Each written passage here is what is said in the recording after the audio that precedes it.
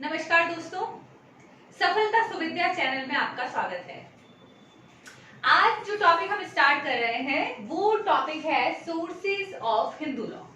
जब भी हम हिंदू लॉ के सोर्सेज की बात करते हैं उसमें बेसिकली सबसे पहले आता है इसमें हमारे वेद, उसके बाद स्मृतियां, digest, customs, justice, equity and good conscience, precedent and legislation. Okay, लेकिन पहला प्रश्न ये उठता है कि ये सोर्सेस क्या है।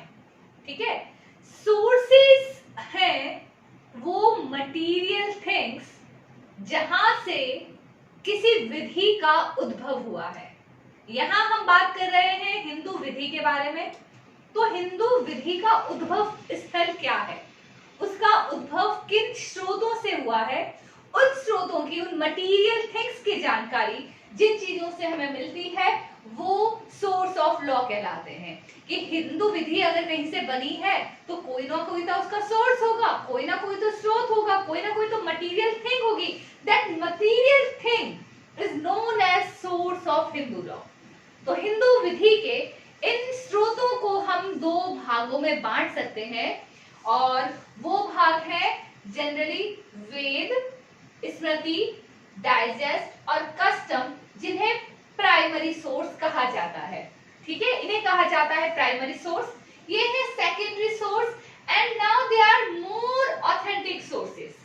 हम लेजिस्लेशन की बात करते हैं या हम प्रेसिडेंट की बात करते हैं, justice, equity and good consent, it was also present at a particular time period, लेकिन उसके बावजूद भी इन्हें कहा जाता है मेन सोर्स। आज की तारीख के जो मुख्य स्रोत हैं हिंदू विधि के, ये भी इसमें शामिल हैं। अब हम अध्ययन करेंगे इन सोर्सेस का। देखिए, जो पहला और महत्वपूर्ण स्रोत है हमारे जो हिंदू लॉ का, उन्हें कहा जाता है श्रुति। उन्हें क्या कहा जाता है? उन्हें कहा जाता है श्रुति। श्रुति क्या है? श्रुति का अर्थ है वेद, जो ईश्वर के द्वारा कहा गया, what is said by God, heard by sages and they wrote as it is। जो ईश्वर ने कहा, हमारे ऋषि मुनियों ने सुना और उसे ज्यों का त्यों लिख दिया, वो श्रुति। The thing, the words which were heard by sages, they were known as Vedas. तो जो हमारी श्रुतियां हैं बेसिकली वो हमारे वेद हैं, और वेद हिंदू विधि का सबसे महत्वपूर्ण स्रोत है। ओके, अब ये इन वेदों में कितने प्रकार के वेद हैं? 4 वेद हैं। ऋग्वेद, यजुर्वेद, सामवेद, अथर्ववेद। ओके, अब हम बात कर रहे थे कि वेदों की, वेदों को ही श्रुतियां कहा गया है। और अगर हम पहली श्रुति की बात करें वो है हैंस, यानी जिसे कहा जाता है वेदों में जो ऋचाओं का वर्णन है। ठीक है, जिन प्रेयर्स का वर्णन है, इसमें बेसिकली क्या किया गया है, इसमें प्रकृति की उपासना से संबंधित आपको हाइमिन या ऋचाएं मिलेंगी। तो पहला जो स्रोत है वेदों का, पहला जो प्रथम वेद है वो है ऋग्वेद। दूसरा है यजुर्वेद। यजुर्वेद में क्या दिया गया है? यजुर्वेद में दिया गया है जो सैक्रिफिशियल थिंग्स हैं, यानी कि यज्ञ की विधियां। यज्ञ की विधियां कौन परफॉर्म करता है? जो पंडित है या जो प्रीस्ट है, जो पुजारी है, उसके लिए जो हर यज्ञ की एक विधि दी गई है। तो उन विधियों का अध्ययन कहाँ किया गया है? यजुर्वेद में। तो यजुर्वेद यज्ञों की विधियों का अध्ययन करता है। तीसरा अगर बात की जाए सामवेद, सामवेद गेय पद हैं, चैंट्स हैं, मंत्रोच्चार हैं, ठीक है, जिन्हें गाया जा सकता है। आपने कई बार देखा होगा कुछ प्रार्थनाएं हैं जिन्हें हम इसमें गेय पद में आपको देखने को मिलेंगी, वो यहाँ पर है। और अथर्ववेद बेसिकली ये जो प्रेयर्स है और कहीं ना कहीं ऋग्वेद पर ही आधारित है। इसमें अंधविश्वास की बातें भी की गई है, टोना टोटका, काला जादू, इस तरह की चीजों की बात भी अथर्ववेद में की गई है। तो इस प्रकार से इसमें कुछ नियम दिए गए हैं, ठीक है, जो लोगों को फॉलो करने चाहिए। कुछ विधियां दी गई हैं जो लोगों को फॉलो करनी चाहिए, उन्हें कहीं ना कहीं जीवन से जुड़े हुई बातों के जो स्रोत है, यज्ञ, ठीक है, या अग्नि के बारे में, अगर अग्नि के फेरे की बात कर रहे हैं, उनकी बात कर रहे हैं, ठीक है, विवाह के लिए कैसे यज्ञ किया जाएगा, पर्टिकुलर जैसे राम ने अश्वमेध यज्ञ किया था, जिसके लिए कुछ प्रक्रियाएं आवश्यक थी, वो क्या प्रक्रियाएं होनी चाहिए, इस तरह की चीजों की जो बातें हैं, जो जानकारी है, वो हमें वेदों से मिलती है। ओके, अब हम देखते हैं दूसरा स्रोत, स्मृति। ओके, अब हम बात करें स्मृतियों की। स्मृति का अर्थ क्या है? What has been remembered, ठीक है, जो कुछ भी याद रहा था।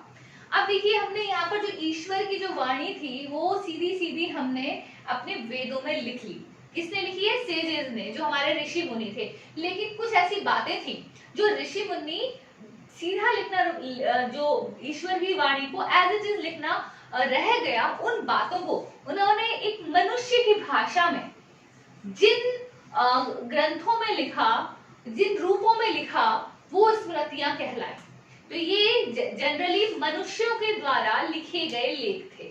ओके, तो जो अर्ली, जो हमारे जो अगर if we talk about the early Dharmashastra और एंड धर्म सूत्र, तो they are basically known as Smriti. वही आगे चलकर स्मृति के रूप में परिवर्तित हुए।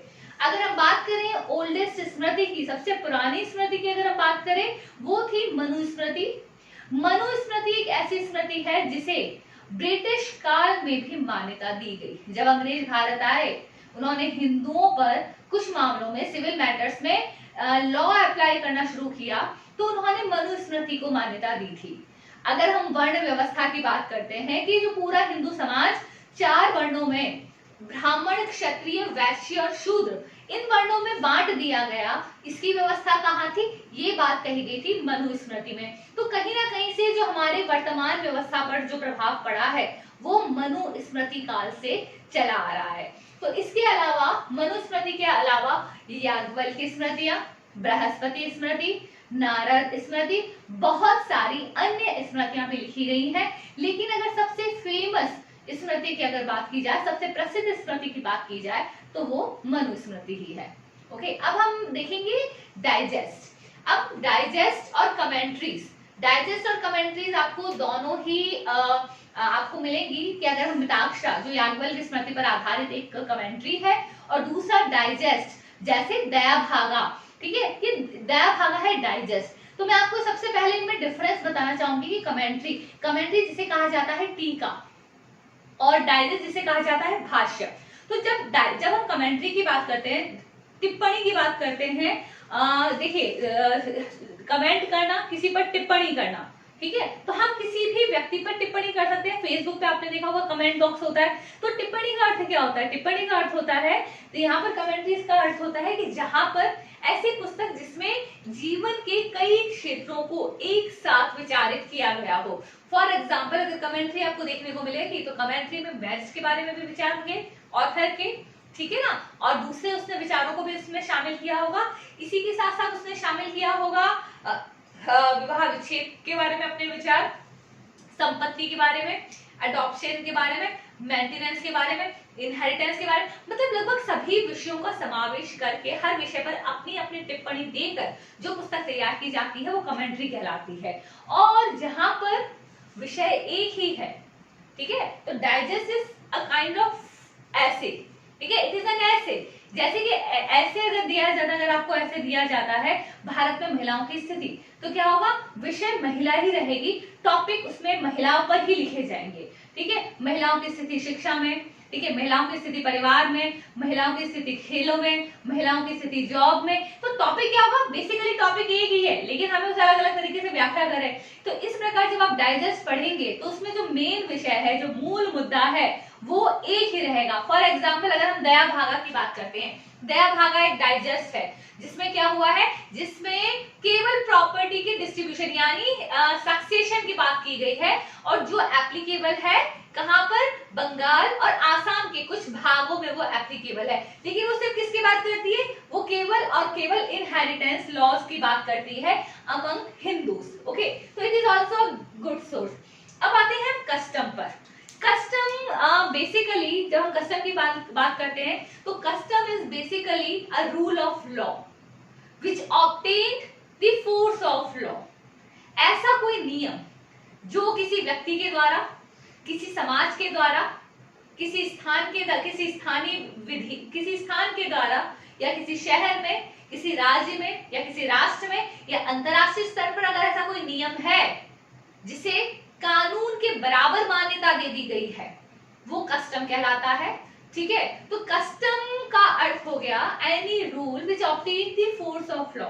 इसके लिए कुछ विशेषताएं हैं कि वह नियम एंटिक होना चाहिए, इमेमोरियल टाइम पीरियड से यूज होना चाहिए, पब्लिक पॉलिसी के अगेंस्ट नहीं होना चाहिए, इमोरल ना हो, अगेंस्ट पब्लिक पॉलिसी ना हो, it must not cause any kind of injury to the person and property, और इसके साथ ही यह किसी विधि को फॉरबिड करने वाला, प्रोहिबिट करने वाला नहीं होना चाहिए। मतलब वो कस्टम का जो नियम है वो किसी भी तरीके से विधि के विरुद्ध नहीं होना चाहिए, ये बात। तो कस्टम अगर है, अगर हम आज देखें तो आज एक कस्टम है शादी की तरह, हिंदू विधुओं में शादी के लिए अगर कस्टम की बात करें तो जो 7 फेरे की ये कस्टम है, पाणी ग्रहण एक कस्टम है, कन्यादान एक कस्टम है। मुस्लिम लॉ में बात करें तो इजब एंड कबूल की जो प्रक्रिया होती है शादी के निकाह के समय में, ये एक कस्टम है। तो ये सारी कस्टम क्या है? ये कस्टम एक ऐसे नियम है जिन्हें हमने कानून के बराबर मान्यता दे दी है, लेकिन ये किसी भी हालत में किसी भी तरह से विधि के विरुद्ध नहीं होने चाहिए।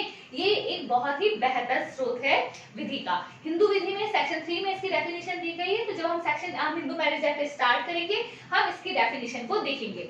अब हम बात करते हैं वर्तमान नियमों की। जो पहला आता है justice, equity and good conscience. Okay, न्याय, साम्य एवं सद्विवेक। जब हम न्याय, साम्य और सद्विवेक की बात करते हैं तो अगर लॉ है तो कोर्ट लॉ फॉलो करेगा, लेकिन मान लीजिए कोर्ट के सामने कोई ऐसा मामला आता है जिसमें किसी विषय पर विधि उपलब्ध नहीं है, या कोर्ट के सामने किसी विधि की पुस्तक में, किसी बेयर एक्ट में, किसी लेजिस्लेशन में किसी सवाल का जवाब नहीं है, तब जज क्या करेगा? तब जज अपने विवेक से काम लेगा, अपने विजडम को यूज करेगा और निर्णय देगा। तो एक इक्विटी के जो रूल्स हैं वो आज भी नियमों के साथ हमारे लॉ में कहीं ना कहीं इनकॉर्पोरेट किए गए हैं, लेकिन हमेशा याद रखिएगा इक्विटी फॉलोज लॉ। यानी अगर लॉ है तो आप लॉ फॉलो करेंगे, इक्विटी फॉलो नहीं करेंगे। तो ये एक बेहतरीन सोर्स के रूप में हमारे कानून में उपलब्ध है। अब हम बात करते हैं प्रेसिडेंट। प्रेसिडेंट का मतलब है पूर्व निर्णय। हर विधि का जो पूर्व निर्णय है एक बेहतरीन स्रोत है।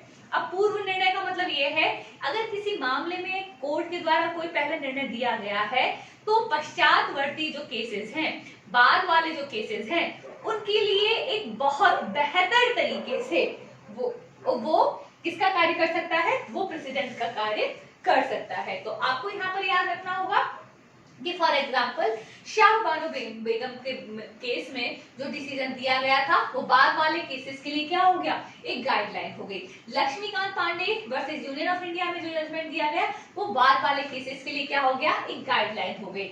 ओके, तो जो हमारे प्रेसिडेंट है जो न्यायालयों के द्वारा दिए गए हैं, वो सारे प्रेसिडेंट एक बेहतरीन स्रोत हैं हमारे कानून का। ओके, क्योंकि ये काफी फ्लेक्सिबल होते हैं। जजेस के सामने फैक्ट्स को देखते हुए वो अपने डिसीजन को एक रीजनिंग के साथ जनता के समक्ष पेश करते हैं, वो एक मिसालें क्रिएट करते हैं। ओके, तो ये एक बहुत ही महत्वपूर्ण स्रोत है। अब हम बात करते हैं लेजिस्लेशन की। The supreme source of law, the best source of law, जहां पर कोई शक व शुबा नहीं रह जाता। ठीक है, अगर लेजिस्लेशन में कोई बात कही है, बेस्ट सोर्स है, हम उसको मानने के लिए बात है, क्योंकि लेजिस्लेशन कभी भी हमारे सुप्रीम लॉ के अगेंस्ट नहीं हो सकता। तो हम हिंदू लॉ पढ़ रहे हैं, तो हिंदू लॉ के लिए जो हमारे लेजिस्लेशंस हैं वो कौन कौन से हैं? 4 लेजिस्लेशंस हैं। Hindu marriage act, Hindu adoption and maintenance act, Hindu minority and guardianship act, and last one है हिंदू सक्सेशन एक्ट। ये एक्ट पास हुआ था 1955 में, ये तीनों एक्ट आए थे 1956 में। तो इस तरीके से ये हमारे सारे स्रोत हैं। अब इन स्रोतों में कई बार हमें एक जिज्ञासा रहती है कि किसके बाद क्या आया, धर्मसूत्र पहले आया, यजुर्वेद पहला है, सामवेद पहले आया, सीक्वेंसिंग क्या थी, तो उसे एक चार्ट के माध्यम से हम अपनी अगली क्लास में देखेंगे। इन स्रोतों को जो अगर आप इंटरेस्टेड हो डिटेल में जानने के लिए बने रहिए। इस तरीके के प्रश्न आपको आरजेएस के एग्जाम में, एबीपी के एग्जाम में, एबीपी में जनरली क्रिमिनल लॉ का पार्ट ज्यादा होता है वो पूछा जाता है, लेकिन मैक्सिमम जो लीगल एग्जामिनेशन है, जुडिशरी के एग्जामिनेशन है, ठीक है, क्लैट एग्जामिनेशन में ये प्रश्न पूछे जाते हैं। ओके, तो बने रहिए सफलता सुविधा में हमारे साथ। मेरा जो ये चैनल है आप सब्सक्राइब कीजिए, लाइक कीजिए, शेयर कीजिए, और हमारा जो टेलीग्राम चैनल है सफलता सुविधा आप उसे भी ज्वाइन कर सकते हैं। तो हमारे साथ बने रहिए। नमस्कार।